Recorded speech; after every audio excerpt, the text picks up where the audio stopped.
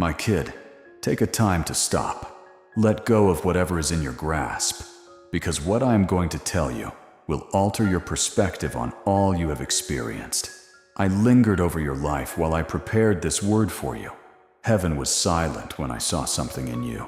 It was something that came out of you so organically that you had no idea the weight it had in the invisible world. It was not anything you planned or performed to get admiration. This will not settle into a rushed heart. Therefore, I want you to hear it in silence. This is not a crowd-pleasing term. It is only for you, the person whose heart is currently pounding a bit quicker without understanding why. Your mind is still debating whether or not to believe, but your spirit knows my voice. These words are not creating something new inside of you, despite the calm stirring you experience. My spirit is attesting to what you have been feeling for days. Allow me to share with you something I recently witnessed.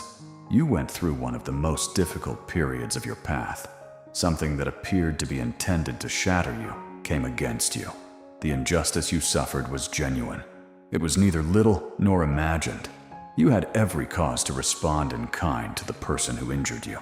If you had become cold, harsh, or just walked away, anybody who knew the full tale would have understood. Your own nature was yelling at you at that very time. It instructed you to send back the money you had received. It instructed you to protect yourself, to reveal them, to let the fire inside your chest to burn.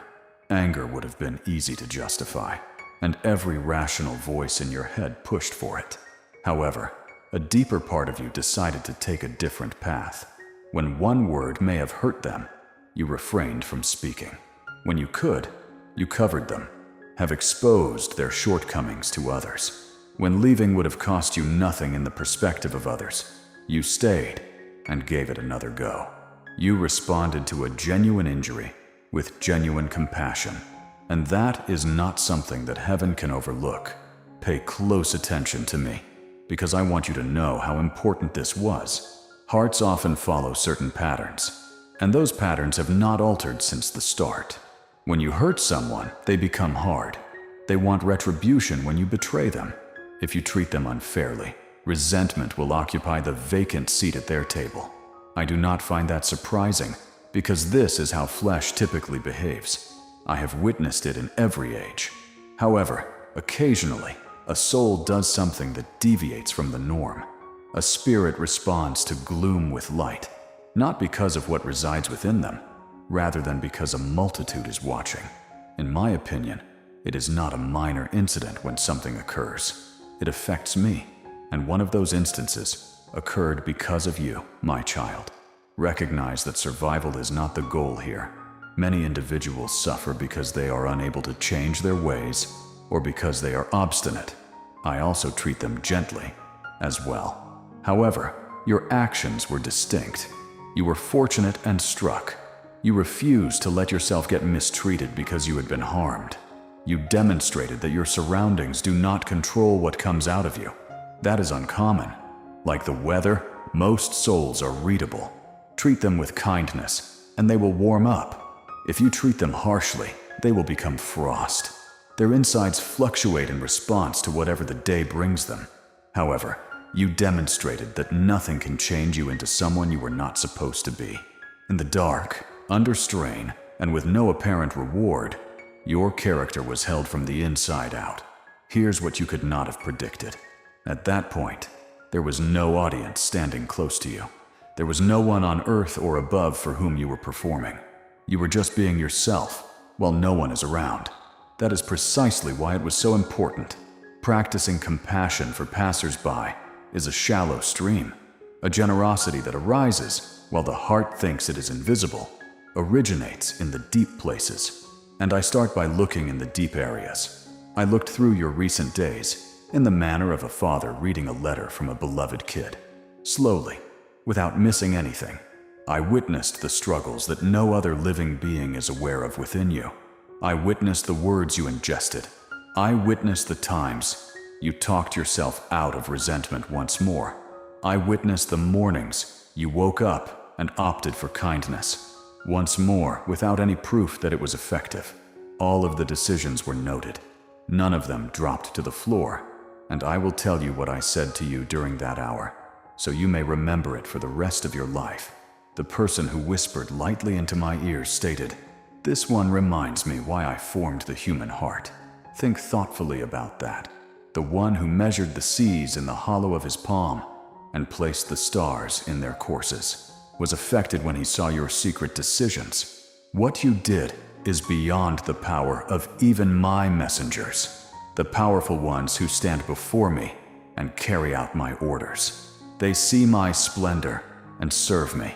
They live in the full light of truth, thus obedience does not cost them much. However, you work behind a curtain to serve me.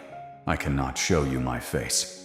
Without evidence that kindness would prevail, you made the decision to choose mercy. You maintained trust in the dark, when it truly comes at a cost. The angels themselves pause to admire that. Think about it. I want you to accept this one reality and let it stand before I say anything else. It was not by chance that you discovered this term. I set up this time. What I still have to say to you is so important that I guarded it so nothing would drive you away. A harsh word as well as a promise. You will also have to listen to them jointly. Say Amen to me if you know that this word has reached the proper person behind all of your uncertainties. Now, in the dark, a youngster responds to a parent quietly. Let me now demonstrate something you have never been able to look. The portion of your tale that you were unable to see. Because when you made the decision to choose kindness above just rage, you did more than just perform a good action. You did not even realize you were battling when you delivered a hit. Darkness presses so hard against a soul like yours for a purpose. It has never only wanted to harm you. Its goal is to transform you.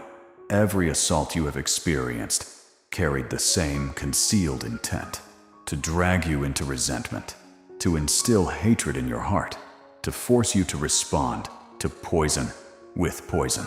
Because when a soul replaces evil with evil, it emerges from my protection and starts to journey in the direction of the exact force that aims to destroy it. Since the first day, it has been the tactic used against you. However, you completely undid the plan when you responded to the attack with blessings. You were the target of malice, yet it was unable to capture you. Ill will cannot flourish where love is unwavering. The person who sent it receives it back. What was intended to hurt you returned to its origin, and you never raised a hand. With the one weapon that your adversaries cannot defend against, you disarmed them. And this is what really touched me. This was neither a discipline you practiced, nor a technique you learnt. It sprung from your essence, under circumstances that would have soured most people's hearts and left hardly anybody standing. You are at the core of your mercy. Next to you, simply put, mercy emerged. Venom did not gush out of you when you were crushed. That explained to me all that has been developing inside of you over these years of concealment. Then I turned to look back across your street, and I saw something that made me happier than any one performance could. A pattern. Your generosity was not a lonely island at that difficult time. Throughout the seasons, nobody ever honored. You have opted for the more difficult right over the simpler, incorrect. When it would have been safe and undetectable to lie, you told the truth. Even if it cost you, you maintained your word. You were patient with those who would never appreciate you and never realized how much it cost you. You have been leading a life like one of my chosen ones, without being aware that you were doing it. There was no applause and no assurance that any of it was significant. There is no sign in the sky asking you to keep going. You acted morally only because it was the proper thing to do, both in minor and expensive situations, when others would have overlooked you. I look all across the world for that type of stability, maintained over time and in secret. It is what divides a soul that I can trust from a soul that I can bless. Now allow me to show you what has already started to change in your surroundings. Heaven's attention is never idle. My favor shifts. It leaves traces. Additionally, once you are able to identify the proof, you will cease referring to it as a coincidence. First, Think about the schemes that have been working against you. Recall the last few weeks. Some people spoke negatively about you and worked covertly to see you fall, who launched evil intentions against your life like nighttime arrows. Now think about what happened to their plans. For no apparent reason, attempts that ought to have been successful fell apart. Things they thought they had control over fell out of their grasp. The doors they intended to close on you would not remain closed. That is neither chance nor luck. When someone moves me a soul, my wall of defense becomes thicker around that soul. Arrows do not only fall short of it, they make a turn. Your adversaries have started showing up at their own gates to cause you grief, and they are unable to comprehend why. You may have previously observed it and silently puzzled about it. You now understand what you were witnessing. In the midst of the storm, think on the serenity that has found you. The weight you have been carrying lately ought to have flattened you by all reasonable standards. On other days, the earth trembled beneath all you had constructed, and fear would have engulfed anybody else. However, a peculiar serenity continued to come to you, even in the middle of everything. Not because your issues vanished. They didn't. Out of proportion to your situation, the calm nevertheless arrived. You are aware that there is no worldly explanation for such tranquility. You have sensed it and wondered where it may be coming from. It originates with me. When heaven is leaning near, it is the silence that descends upon a life. I placed it on your shoulder like a soldier's hand, so you would be aware of it before any other evidence came in, that you are not experiencing this season by yourself. Additionally, there are additional indicators that are already there in your daily life, but that you have not yet correctly interpreted, which I will demonstrate to you in a moment. This hour is the time to open your eyes. But before I continue, I would like a straightforward, non-hurried resolution between us. One response is required for anything I am saying to you. It is trust, not interest or excitement. The sort of faith that remains steadfast when the promise appears sluggish and continues to listen when the message becomes difficult. I am not requesting that you feel anything. Emotions come and go like the waves. I want you to place your heart where a builder places a stone and let it stay there. Because I haven't. I am simply here to console you today. You would remain precisely where you are if comfort were your only concern. And for that, I love you too much. I have come to uplift you, correct you, get you ready, and give you what you no longer anticipate. It is all genuine and closer than you could imagine. If you have an open heart and are prepared to hear I have a message for you today, both hard and tender. So respond to me immediately by saying, I am listening, Father. Your life is already speaking, and I want you to learn its language. So listen to the remainder of the proof. Observe how your vision has become more acute. Decisions that used to leave you perplexed for days have started to clear themselves on their own in the morning light. Questions that formerly lingered in the mist now stand. You have discovered that you just know stuff. Quiet sensations, rather than a voice from the heavens. Abrupt comprehension and confidence in your chest that consistently proves correct. That is not an improvement in your imagination. That is my advice coming to you through a transparent path. This is only the start of the closer guidance I am giving you. Take note of who has been departing as well. Some individuals have vanished from your life, and some doors have shut with an unexpected finality. Those that depleted you are no longer with you. The arrangements that silently prevented you from moving forward have ended. Some of those exits hurt like loss at the time, but look again through my eyes. I have been cleansing the area. A cleaned pitch is necessary for a fresh season, and I have been eliminating everything that could not go where you are going, one by one. I am taking something away from you, so do not chase it. Just as certainly as it will be in the arrival, my hand is in the removal. And take note of the rising feeling in your body that something is close. You have had an unidentifiable expectation. Your spirit is bending forward, the air's transformation before to rain. You have attempted to write it off as wishful thinking. However, it will not be disregarded.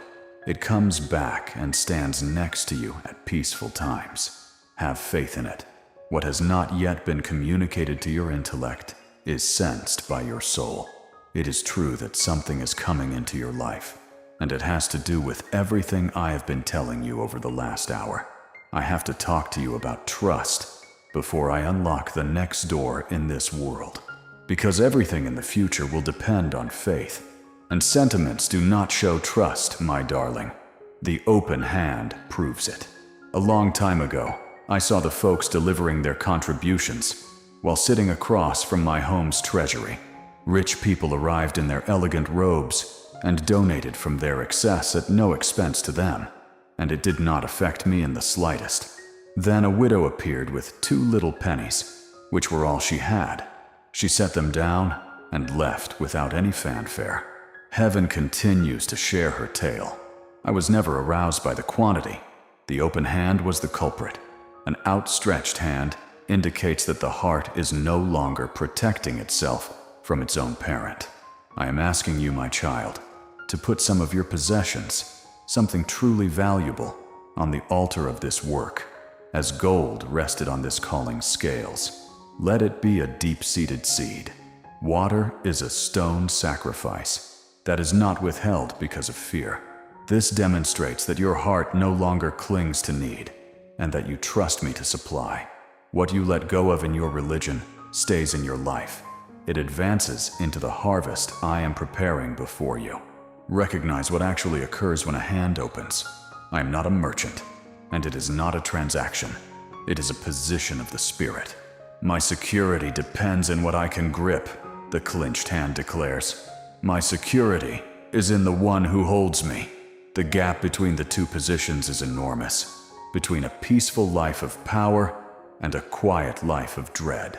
I am extending an outstretched hand to you in every aspect of your life, not only in terms of provision, since a hand that has the only type of hand that can truly accept is one that has learnt to release. Standing atop a hilltop, Abraham had all he entwined on the stones in love. He also did not hold back, and I promised him a blessing that is still happening on earth today. After realizing that his heart held nothing back from me, his inheritance was determined by the magnitude of his trust. In my realm, things have always operated this way. The cattle on 1,000 hills are mine. Therefore, I do not need anything from you, but your freedom makes space. Your hold remains the same size, no matter what you clutch to. Your faith comes into my economy, where a seed becomes crop, and a treasury is worth 2 coins. So give yourself some time to process this. I am not requesting evidence of your affection. I already know your love. I am extending an invitation to your liberation, the liberation of a spirit that no longer bargains with fear. There will not be enough, fear murmurs, that we need to prepare for tomorrow.